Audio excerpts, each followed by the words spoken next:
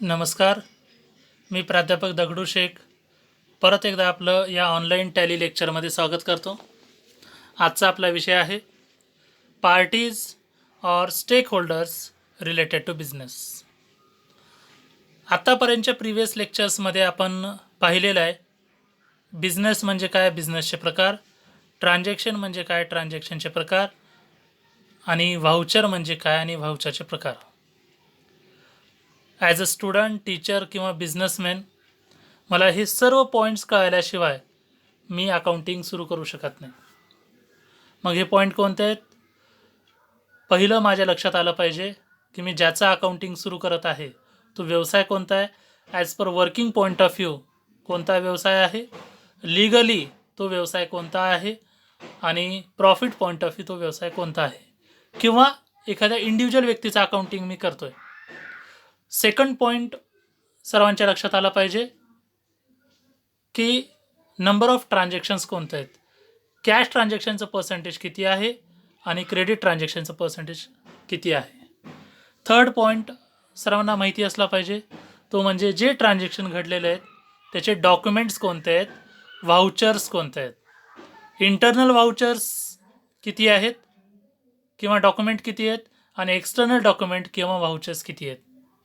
हे तीन मुद्दे कळाल्यानंतर बिझनेस कोणता आहे, ट्रान्झॅक्शन कोणते घडतात आणि डॉक्युमेंट कोणते आहेत, चौथा मुद्दा आणि महत्त्वाचा मुद्दा जो आपल्या लक्षात येणं गरजेचं आहे ते म्हणजे ज्यांच्यासोबत आपण व्यवहार करतोय त्या पार्टीज कोणत्या आहेत किंवा ते स्टेक होल्डर्स कोणते आहेत, means parties or stakeholders related to business.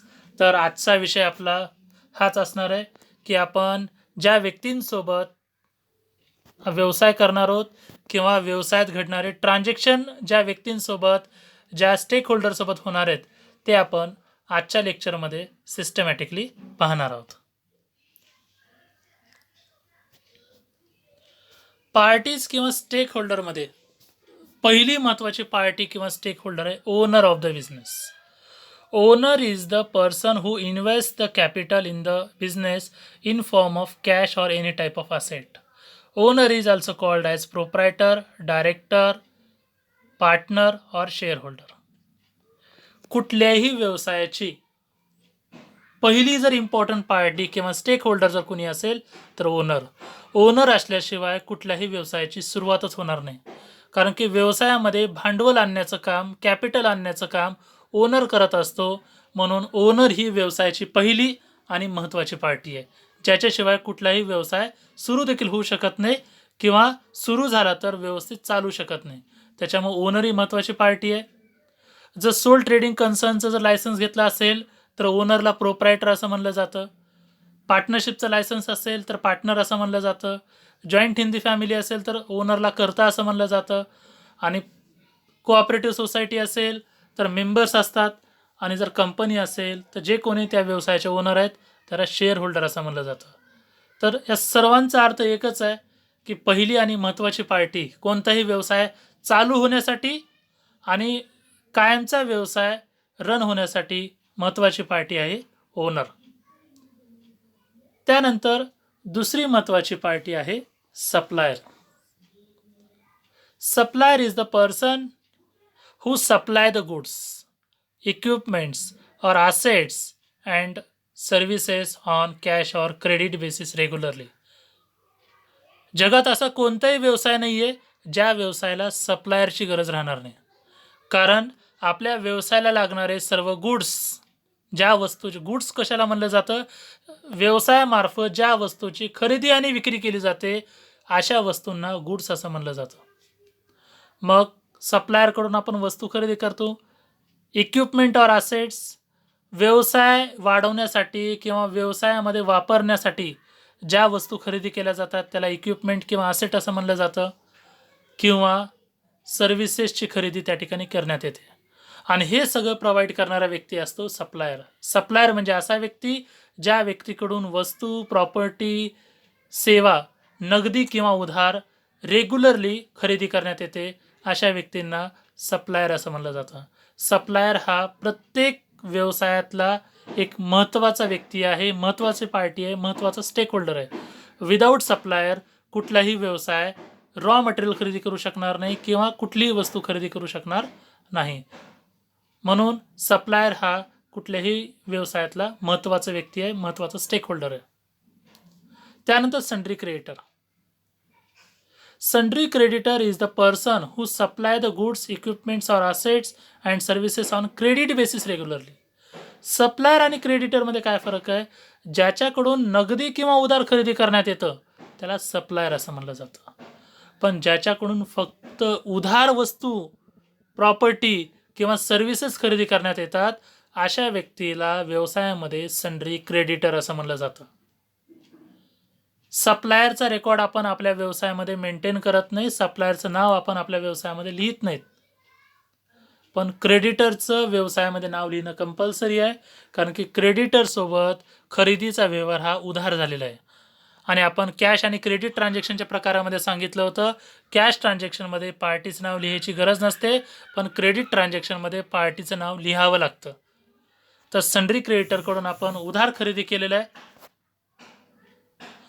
त्यामुळं या ठिकाणी सन्ड्री क्रेडिटरचं नाव मेन्शन करणं महत्त्वाचं आहे.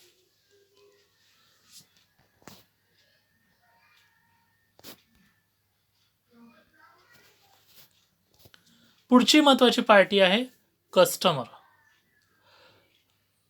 Customer is the person to whom we sell goods, equipments or assets and services on cash or credit basis regularly. जगात असा एकही व्यवसाय नसेल की ज्या व्यवसायाला कस्टमरची गरज नाही. कारण की कस्टमरच जर नसेल तर वस्तूची विक्री होणार नाही, आणि वस्तूची विक्री होणार नाही तर व्यवसाय चालू राहणार नाही, वर्किंगमध्ये राहणार नाही. कस्टमर म्हणजे असा व्यक्ती ज्या व्यक्तीला आपण नगदी किंवा उधार वस्तू विकतो, नगदी किंवा उधार प्रॉपर्टी विकतो, किंवा नगदी किंवा उधार आपण सर्व्हिसेस देण्याचं काम करतो, त्यालाच कस्टमर असं म्हणलं जातं. आणि विदाऊट कस्टमर जगातला कोणताही व्यवसाय वर्किंग कंडिशनमध्ये राहणार नाही. त्यामुळं कस्टमर हे कुठल्याही व्यवसायातलं महत्त्वाचं स्टेक होल्डर असलेलं, पार्टी असलेले आपल्याला दिसून येईल. त्यानंतर sundry debtor. Sundry debtor is the person to whom we sell goods, equipments or assets and services on credit basis regularly. Customer आणि सन्ड्री डेटरमध्ये काय फरक आहे? कस्टमर म्हणजे असा व्यक्ती ज्याला फक्त नगदी किंवा उधार वस्तू विकण्यात येते, त्या सर्वांना कस्टमर असं म्हणलं जातं. पण डेटर कुणाला म्हणलं जातं? ज्यांना फक्त उधारच वस्तू विकण्यात येते अशा व्यक्तींना डेटर असं म्हणलं जातं. म्हणजे व्यवसायातले सर्वच डेटर्स हे व्यवसायाचे कस्टमर्स आहेत, पण व्यवसायाचे सर्वच कस्टमर हे व्यवसायाचे डेटर नाही आहेत. त्याच पद्धतीनं व्यवसायाचे सर्व क्रेडिटर व्यवसायाचे सप्लायर आहेत, पण व्यवसायाचे सर्व सप्लायर व्यवसायाचे क्रेडिटर नाही आहेत. म्हणजे या ठिकाणी एवढं सांगायचं आहे, कॅश ट्रान्झॅक्शन असेल तर समोरच्या पार्टीला कॅश परचेस असेल तर सप्लायर म्हणलं जातं, कॅश सेल्स असेल तर कस्टमर म्हणलं जातं. पण क्रेडिटर कुणाला म्हणलं जातं? क्रेडिट परचेस असेल तरच क्रेडिटर म्हणलं जातं, आणि क्रेडिट सेल असेल तरच त्या ठिकाणी डेटर असं म्हणलं जातं. म्हणजे कॅश किंवा क्रेडिट ट्रान्झॅक्शन असेल तर कस्टमर, आणि फक्त क्रेडिट ट्रान्झॅक्शन असेल तर त्या ठिकाणी डेटर असं म्हणलं जातं. आणि डेटरचा रेकॉर्ड सिस्टमॅटिकली आपल्याला मेंटेन करावं लागतं. त्यानंतर पुढचं जे महत्त्वाचं स्टेक होल्डर आहे ते म्हणजे bank. Bank is the organisation in which we open the different types of account to maintain the financial transactions record by cash or bank. आज बँकेमध्ये अकाउंट असणं, इंडिव्हिज्युअल व्यक्तीचं सुद्धा अकाउंट असणं महत्त्वाचं झालेलं आहे, आणि बिझनेसचं सुद्धा बँकेमध्ये अकाउंट असणं महत्त्वाचं आहे. कारण की आज बँकेमध्ये आपण वेगवेगळ्या प्रकारचे अकाउंट ओपन करतो. Saving account, current account, CC account, OD account, असे वेगवेगळ्या प्रकारचे अकाउंट बँकेमध्ये ओपन करण्यात येतात. इंडिव्हिज्युअल पर्सन सहसा बँकेमध्ये सेविंग अकाउंट ओपन करतात, बचत खातं ओपन करतात, तर बिझनेसमॅनला त्या ठिकाणी करंट किंवा CC अकाउंट ओपन करणं कंपल्सरी आहे.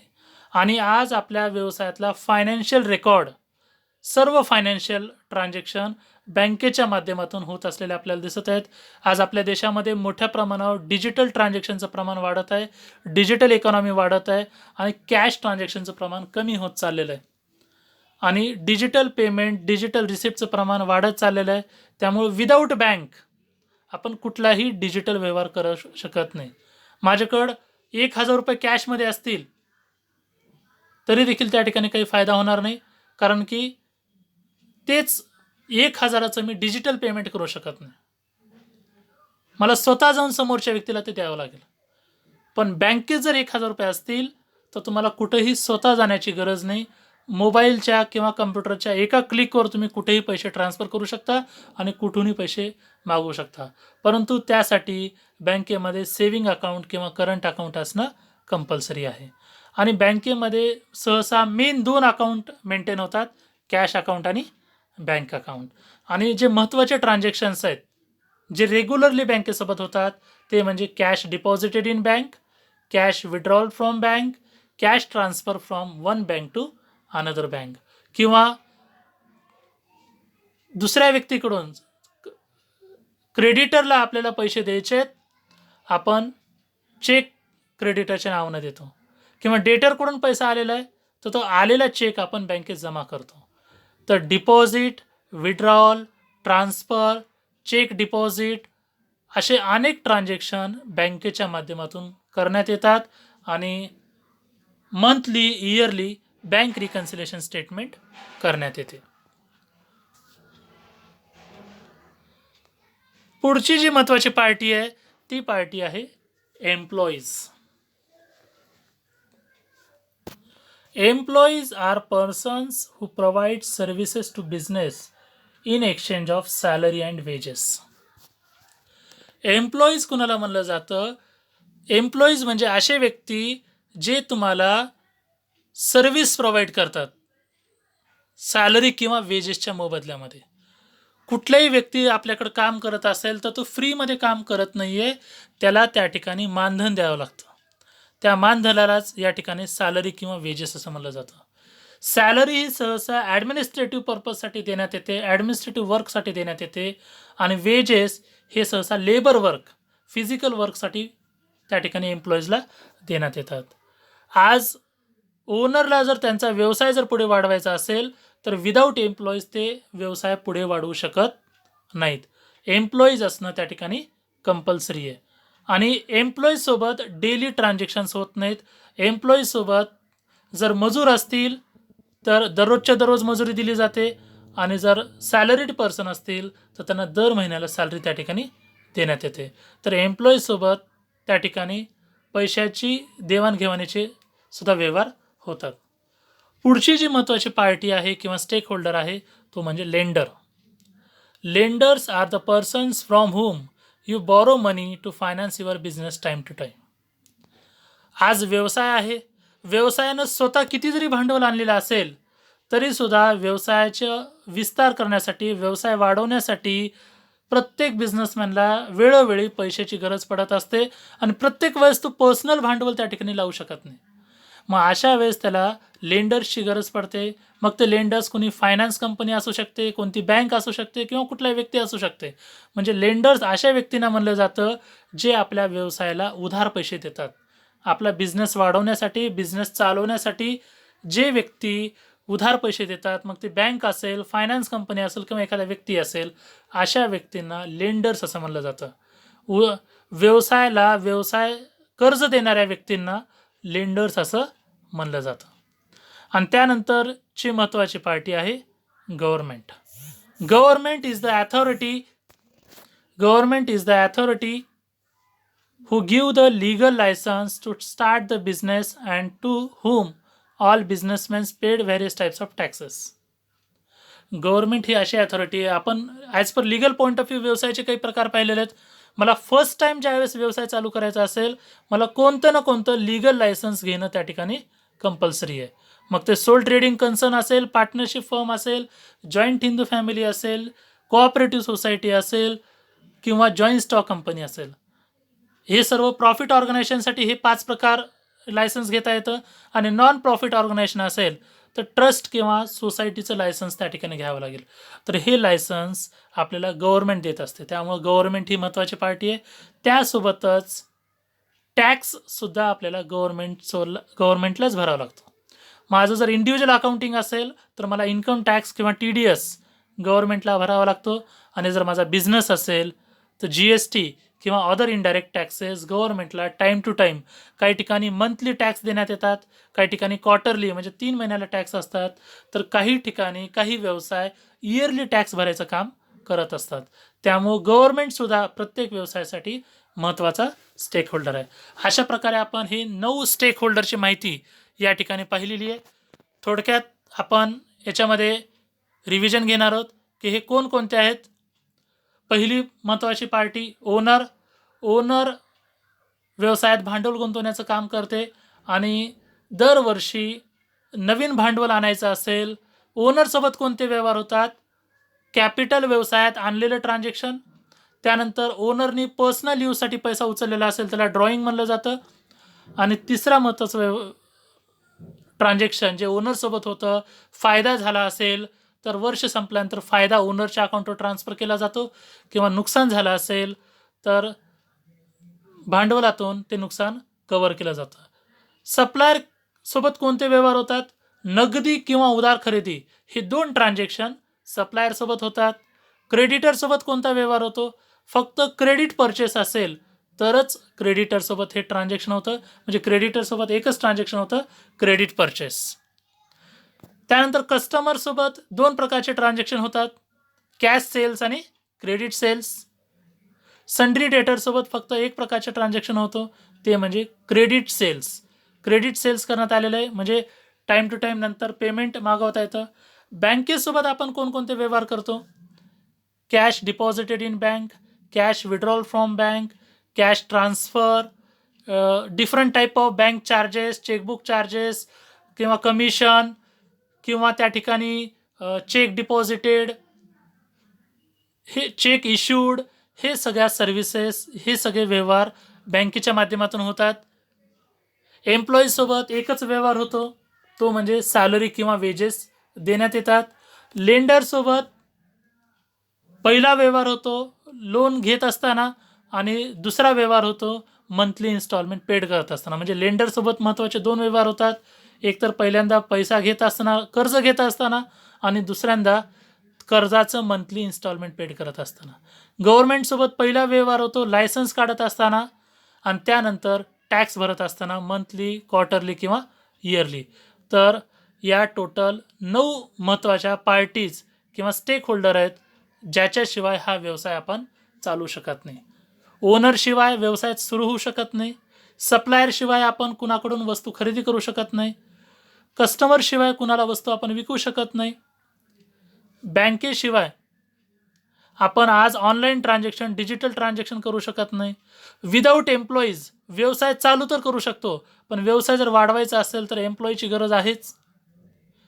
व्यवसाय वाढवण्यासाठी जर भांडवल कमी पडत असेल तर लेंडर्सची देखील त्या ठिकाणी गरज आहे. आणि गव्हर्नमेंट लायसन्स घेणं, लायसन्स रिन्यू करणं, आणि टाईम टू टाईम गव्हर्नमेंटला टॅक्स भरण्यासाठी गव्हर्नमेंटसुद्धा गरजेचं आहे. म्हणजे यामधली एकही पार्टी किंवा स्टेक होल्डर असा नाही आहे की ज्याला स्किप केल्यामुळं किंवा लिस्टमध्ये काढून टाकल्यामुळं व्यवसाय चालू राहील. प्रत्येक पार्टी महत्त्वाची आहे. एक जरी पार्टी याच्यामधून वेगळी केली तर तुमचा व्यवसाय चालू शकणार नाही. तर as a student, teachers, businessman यांना जर हिशोब जर चालू करायचा असेल, अकाउंटिंग जर चालू करायचं असेल, तर त्यांना पहिल्यांदा रेकॉर्ड काढावं लागेल की त्यांच्या व्यवसायामध्ये नंबर ऑफ ओनर्स किती आहेत, 1 आहेत, 2 आहेत, किंवा कंपनी असेल. नंबर ऑफ सप्लायर किंवा क्रेडिटर किती आहेत, नंबर ऑफ कस्टमर किंवा डेटर किती आहेत, आणि कोणत्या क्रेडिटरसोबत रेग्युलर व्यवहार होतो, कोणत्या डेटरसोबत रेग्युलर व्यवहार होतो, कोणते सप्लायर कधीतरी खरेदी करतात, कोणते सप्लायर कधीतरी त्या ठिकाणी आपल्याला उधार देतात, कोणत्या कस्टमरला रेग्युलर सेल करतो, कोणते कस्टमर कधीतरी येतात, कोणत्या कस्टमरला रेग्युलर उधार वस्तू विकण्यात येतात, आणि कोणत्या कस्टमरला कधीतरी उधार देतो, हे समजणं गरजेचं आहे.